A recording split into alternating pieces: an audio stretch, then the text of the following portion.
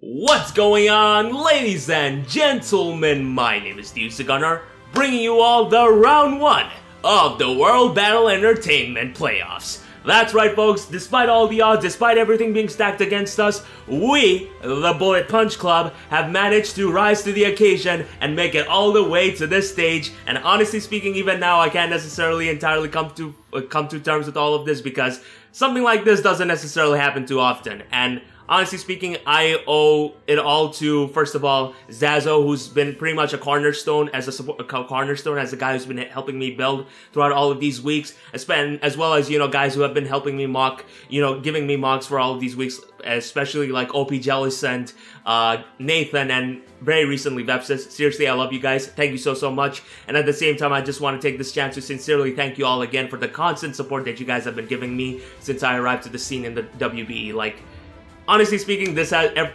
all this, overall treatment I've been getting is something that I've always wanted for years now, and the fact that, it's all happening now is genuinely a dream come true for me, and I hope I can continue entertaining you all for the foreseeable future. So yeah, thank you all so much, guys. And yeah, with that being said, now as far as our round 1 opponent goes, he is someone I'm so excited to face because I totally have never faced him before, other than in the very last week of the regular season of the WBE.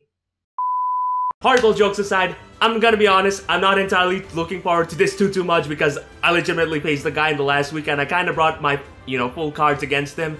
And yeah, like, the odds are definitely stacked against me, but honestly speaking, I'm kind of used to it at this point because yeah, it's been like that. It's been pretty much like this for the last 8 weeks. So yeah, it ain't necessarily much I'm fretting too much over. And honestly speaking, even if I fall here, I feel like we had a pretty great season overall. So yeah, either way, I definitely have no intention of rolling over, and I plan on doing my absolute best. So let me show you guys what I got here now, right?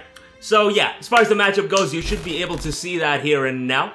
And just from team preview alone, again, Pokemon like Zeraora, especially Mega Heracross, fuck Hera, and his Celebi are Pokemon that I very much struggle against, especially, and when you add that with other Pokemon like Heatran and especially Frostlass, that definitely breeds a bad omen for yours truly. But let's see what we can do, alright? So yeah, as far as the team goes, first things first, we got the king of strong style, Shinsuke Nakamura, with high jump kick, knockoff, U-turn, and aerial ace. I don't know why I keep saying his name so fancily, I'm so sorry.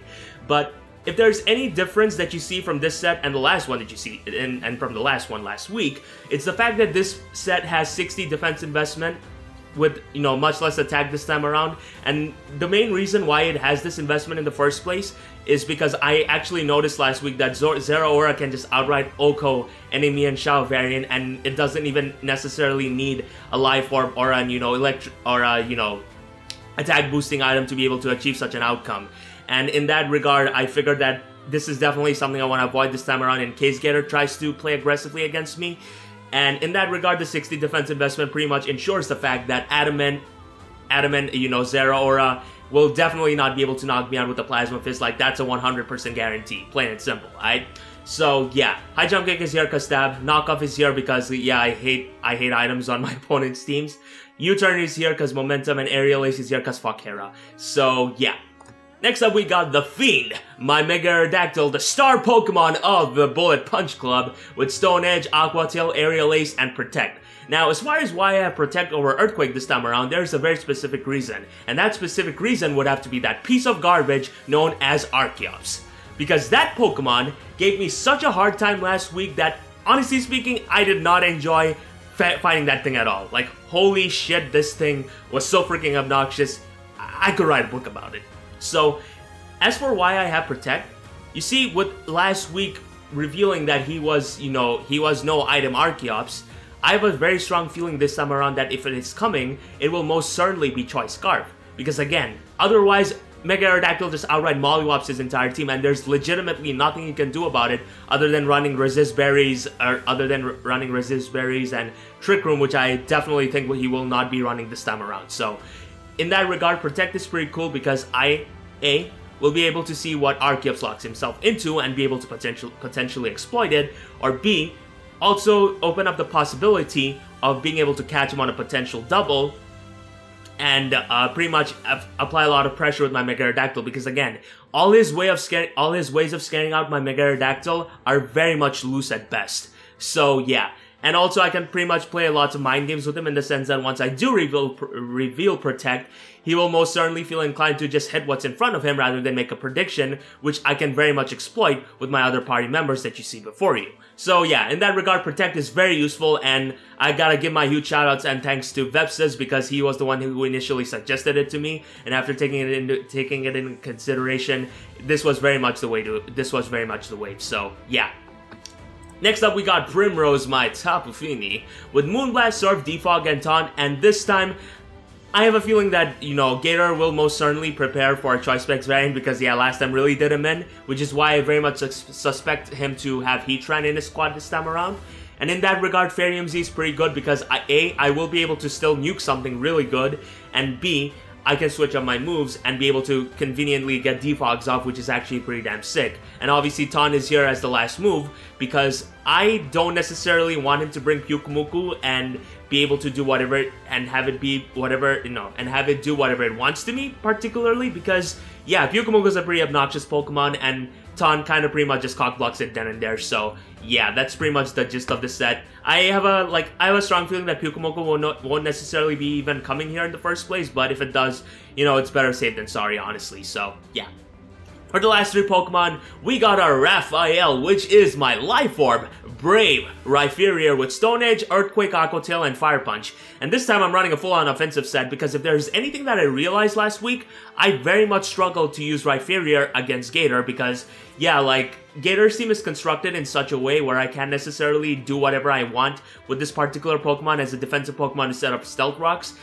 And while the Ayapapa Berry definitely did come in clutch, the fact is I couldn't even set up my Stealth Rocks until the very end game when the coast was very much clear. And even then, his Archeops did end up coming into only one round of Stealth Rocks and was outside of defeatist range.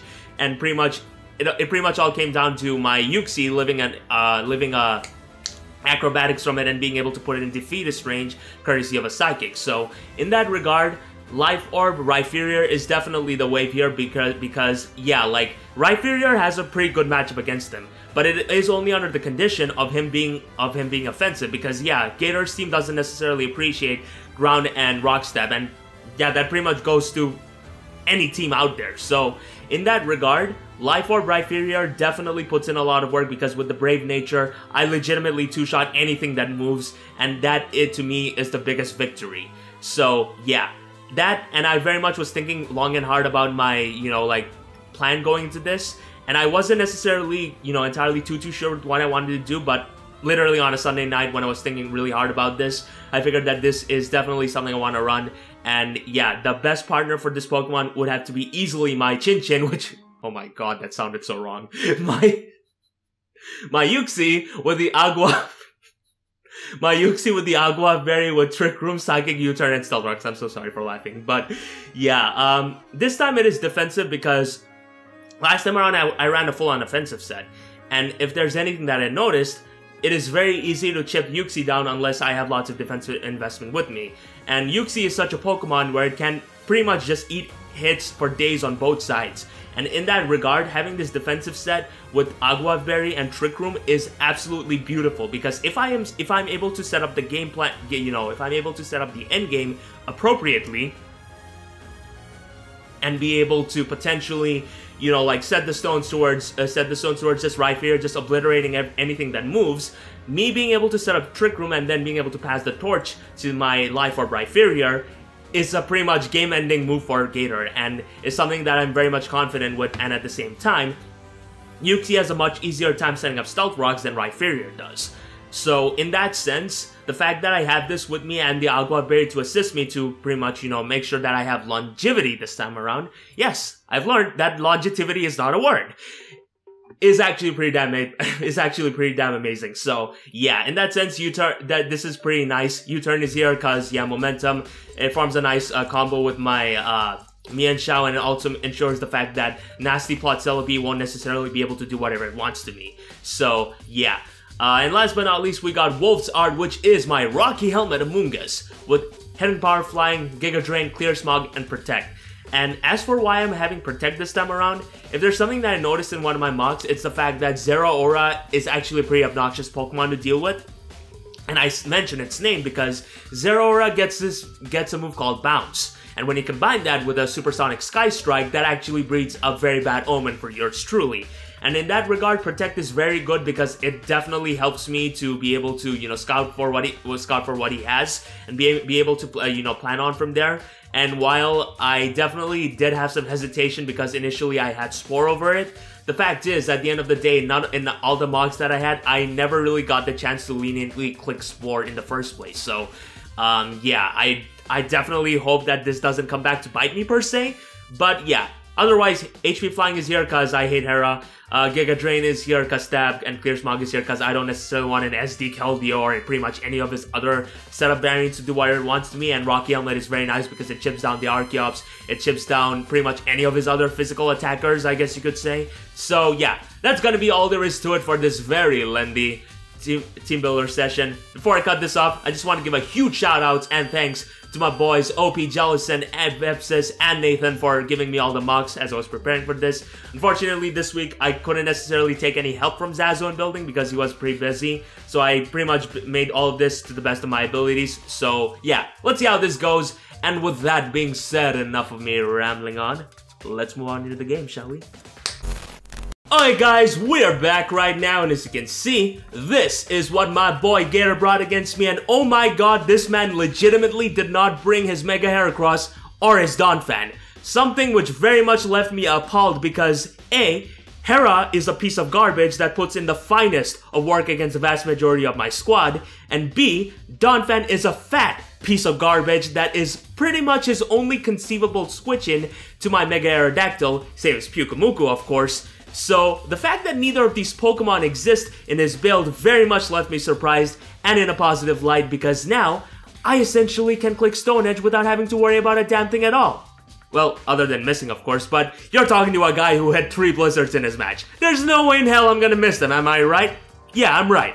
So anyways, as far as leads go, I figured that my best one would easily have to be my Mienshao because it matches up so well against the vast majority of his squad, and the fact that Donphan isn't here makes things even better because, yeah, there really is nothing stopping me from kicking something in the face. So yeah, either way, as far as leads go, I expect him to want to lead off with the Zeraora to potentially counter lead my Tapu Fini lead. So yeah, let's see how this match goes as I'm going to be challenged by Pokemon Trainer Gator as I am going to lead off with the king of strong style, my totally legitimate shiny Mienshao, as he leads off with his rider, the Zeraora like I expected him to, and here expecting him to want to switch out, expecting me to be Choice Scarf, I'm going to go for a U-turn, but no! Instead he ends up going straight for a Plasma Fist, which very much was very much unfortunate for me because, yeah, like, in hindsight, I probably should have just kicked this thing in the face because, yeah, he really doesn't have any high jump kick switch in save his Froslass, which I definitely thought wasn't gonna come in directly on its face. So yeah, unfortunately, he is going to get the better end of the exchange. Yeah, the defense EVs are gonna end up coming through, but when you consider the main reason why I invested such a thing in the first place, yeah, it really wasn't worth it in the end, I guess you could say. But anyways, here I'm gonna pretty much just double out into my Uxie, thinking he'd want to go out into either Celebi or Heatran. But instead, he goes out into the worst possible Pokemon, which would have to be his Froslass. And this is pretty much where I'm forced to just get the heck out of here and go straight out into my Tapu Fini.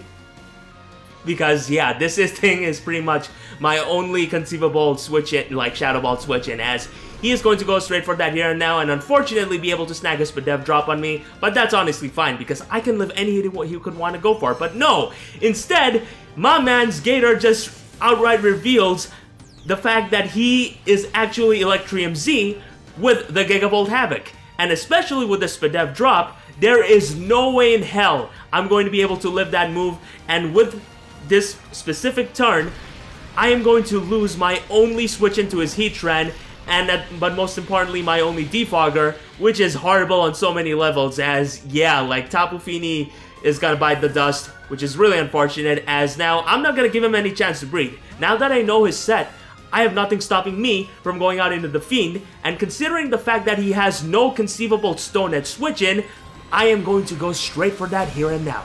And I know that I'm going to hit my move because I never miss my move. We're the Bullet Punch Club. This is the Fiend. He is going to end up coming through, and just like that, his Frost Slash is going to bite the dust. And this is amazing on so many levels because this thing was such a nuisance to me from an offensive standpoint. So yeah.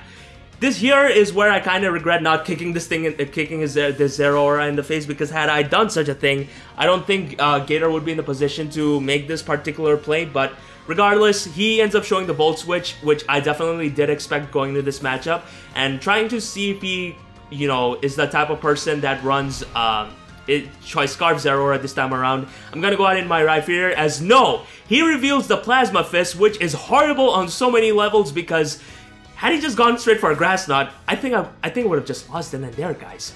That's how bad it was. As here, I'm going to opt to go straight out into my Amoonguss rather than my Uxie, which looking back was a pretty boneheaded play on my end. Because yeah, Uxie pretty much covered for any conceivable switch-in he could want to go for. Unless of course he made a very aggressive play, but that's besides the point, as I'm going to be forced to go out into that here and now, as he is going to pretty much take this as the perfect chance to set up his Stealth Rocks, which is very unfortunate because yeah, like I am kind of in the back pedal here and now. And with my Tapu Fini gone, I have no ways of getting rid of these hazards. So yeah, that's pretty unfortunate, as he's going to go for a very free U-turn here and now, which kind of sucks, but honestly, it's fine. I'm going to have to go for my Stealth Rocks here and now and essentially put pressure on his own bird, which would have to be his Archeops. As out comes the Zeraora, and again, like, this is where, like, you know, the turn one really comes into factor because, yeah, like, the fact that he's getting all these free switch-ins into this Pokemon would not have happened had I chosen to attack this thing when I had the chance. But either way, hindsight's 20/20, as he's gonna go for a knockoff and be able to knock off my Rocky Helmet, which is very much unfortunate because I had a feeling he would run this time around, especially when Berries screwed this thing over. But here I'm kind of forced to just pretty much go straight for a Giga Drain here and now, which really sucks in a lot of ways because yeah, like, there was really nothing stopping his Zeraora from going for a Volt Switch in the first place, as yeah, out comes the Heatran, and seeing as to how Uxie is pretty much the only thing that could potentially come in on this thing, I'm just gonna have to go for that here and now, hope for the best, expect the worst, as he goes straight for an Overheat, which you are going to see is gonna straight up obliterate my Chin Chin. Yes, that thing just fried my Chin Chin so bad that I don't think I will be ever able to look that thing in the eye ever again. As this very much shows that this thing is most certainly Choice Specs, meaning that I can now immediately go straight out into my Mienshao and immediately knock this thing out courtesy of a high jump kick. So yeah, honestly speaking, this is still fine because the way this match is going, the moment he kills one of my Pokemon, I'm able to kill one of his in return. So in that sense, I guess it isn't going as bad as you would think it is, I guess you could say. But either way, here I'm going to opt to go straight out into my Wolf's Art, which would have to be my Amoonguss, because yeah, this is pretty much my only conceivable switch into this thing, as he opts to go straight for a Plasma Fist. You know what, fair enough, there he has absolutely no reason to not click that move in the first place. So yeah, my Amoonguss is going to be able to chew that just fine. As here, I expect him to go straight for a Volt Switch because, again, he legitimately has no reason to not do such a thing. So yeah, I'm just gonna pretty much stay in and go straight for a Giga Drain, or do I go for a Clear Smog? I can't necessarily remember too much. I guess I went for a Clear Smog expecting him to go out into a Celebi, but regardless, yeah, I actually do end up going for a Clear Smog, which, looking back, you know what? No, that was definitely the play here. But honestly speaking, this is fine, because now that he reveals that his Kangaskhan is a Leftovers variant, there legitimately is nothing stopping me from going out into my Rhyperior and being able to apply offensive pressure on him, because yeah, Life Orb Rhyperior puts in so much work against him, it's honestly crazy, as he reveals that he is Cursed Kangaskhan, something which I very much did not expect in this matchup at all. And this is pretty bad, because if I allow this thing to get way too many curses up, this thing could legitimately just sweep my entire squad. So yeah. But this is honestly fine, because since this thing is at -1 and he doesn't necessarily know that I'm a very slow Rhyperior, I'm going to be able to actually scare this thing out and go straight for an Earthquake, as this was definitely my best play, as yeah, out comes the Sakura, the Celebi, and you are going to see that do actually decent damage, you know? Obviously, it ain't the best, but it's pretty much good enough to the point where the next time it does choose to come in, it is most certainly going to drop to Stealth Rocks. Something which I most certainly can get behind. So yeah, here I'm going to opt to go straight out into my Mian Xiao, as this thing is pretty much my only conceivable switch into this thing at this point. It's kind of unfortunate, but I don't necessarily have any other play, as he is going to make the very smart play by choosing to go straight for a Psychic. And just like that, unfortunately, my Mian Xiao is going to bite the dust again, which really sucks, not gonna lie. But honestly speaking, this is fine, because what this does do is give me the freest of switch-ins into the Fiend, and when you consider the majority of his squad, none of them want to switch in on this thing. Especially when it's already been revealed that his Celebi is leftovers and not even Choice Scarf. So yeah, taking this as the perfect chance to click whatever the hell I want, I am going to go straight for an Aerial Ace here and now, and you are going to see that be most certainly a 2-shot on that Zeraora of his, and especially with him revealing that this thing isn't Choice Scarf, I have absolutely no reason to not stay in and go for an Aerial Ace, which will 110% knock this thing out. So yeah, down goes the Zeraora finally. Again, this whole situation could have most certainly been avoided had I just chosen to kick this thing in the face turn 1.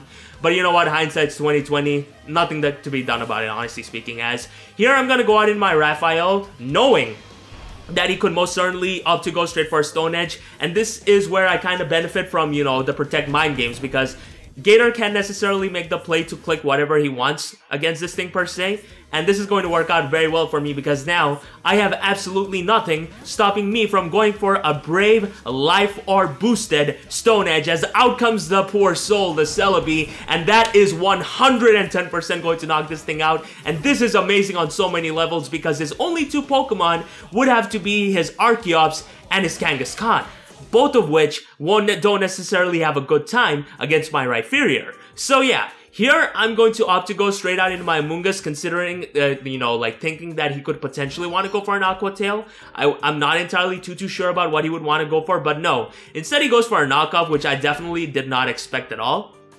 But honestly speaking, this is fine, because there's nothing stopping me from going for a Giga Drain. And the way this match is going, I just need to chip this Kangaskhan down enough to the point where even if my Rhyperior is not able to knock this thing out, my Mega Aerodactyl can most certainly be able to revenge this thing. Something which I definitely, you know, am prioritizing above all else. So, yeah. I'm gonna be able to inflict, you know, a decent amount of damage on this thing courtesy of a Giga Drain, as here, I'm gonna go for a Clear Smog, expecting him to go for a Curse, which I guess was probably not the play, as you are going to see me get paralyzed and go for a Clear Smog here and now, which is going to pretty much just do the most pitiful damage of all pitiful damage. And this is kind of where I start panicking, because with me being paralyzed and his Kangaskhan potentially getting the chance to set up, I need to act fast and I need to act right now. So I'm gonna go straight out into my Raphael, my Rhyperior, as he opts to go for a Curse here and now, and this is pretty bad. This is pretty bad because I essentially am now forced to just attack this thing here and now, and especially when I don't even know what his full set could potentially be. There are basically a lot of variables to consider, I guess you could say, but here he is going to reveal his third move being his Protect, and this is where I realized that this thing could actually be a potential problem for me. But at the same time, I wasn't necessarily worrying too much about this, because the fact of the matter is I just need enough chip damage on this thing to the point where my Mega Aerodactyl can just clean house. But no, here he reveals that he has the Drain Punch, and this is bad on so many levels, because with him having this particular move, he is able to get more health back, and with the leftovers along with the Protect, he could most certainly get out of range of, you know, of Rhyperior's attacks, as this Earthquake is still going to do a lot of damage. That much is in itself a given. But the fact is, with him having Protect and, you know, leftovers recovery, with Drain Punch to top it off, the chance, the probability of him being able to, outgun my Amoonguss and my Mega Aerodactyl is actually pretty likely, as here, he is going to opt to knock me out with a Drain Punch, which is very unfortunate, not gonna lie, as now he is going to get another round of leftovers recovery back. But this is honestly fine, because I did my calcs, and I saw that a Stone Edge from my Mega Aerodactyl does a minimum of 33% to 39%, depending on if it's max HP, and has no defense investment, which Gator revealed to me that he doesn't have it. So yeah, as long as I hit my 2 Stone Edges, it doesn't matter what he goes for. Even if he is able to, you know, miraculously survive these 2 Stone Edges, he will be low enough to the point where a Giga Drain from my Amoonguss will knock him out. But unfortunately, I miss my Stone Edge, and this is where this game is going to straight up go south. Because now, he is very much out of range from a, you know, like from 2 Stone Edges, I mean from a Stone Edge from my Mega Aerodactyl, and especially with him going for Protect, my fate is essentially sealed because, yeah, like, unless of course I'm able to, you know, snag a critical hit on him, I think this is essentially game over at this point, guys. So, yeah, you know what? I still believe in the Fiend. I'm gonna go for Stone Edge here and now. Will we get a critical hit? No, we unfortunately do not. And you are going to see Drain Punch just outright obliterate my Mega Aerodactyl. As unfortunately, this means that it's essentially my, you know, my Amoonguss versus my Kangaskhan. And spoilers, guys, I think you already noticed by now with me speeding up this part of the video because this was kind of stally, but he is going to be able to win this exchange 1v1 because, like, yeah, like, unless, of course, you know what, I ended up getting mega critical hits, like constant critical hits with my Amoonguss. I don't think there was really any way for me to get out of this one, and due to that 1 Stone Edge miss, this is unfortunately going to be the season for the Bullet Punch Club, and you and Gator will most certainly be able to get the better end of this exchange and be able to win in a nice and glorious 2-0 victory.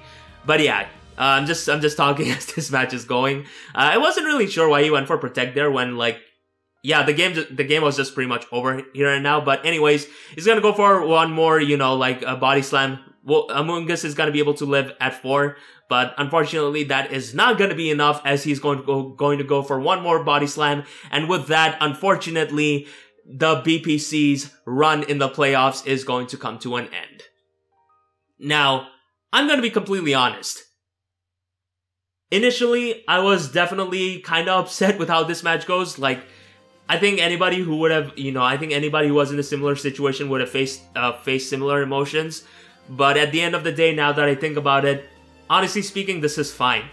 Because, if anything, I already accomplished what I set out to do when I first joined the season with the, you know, 0-5 record with a -20 differential.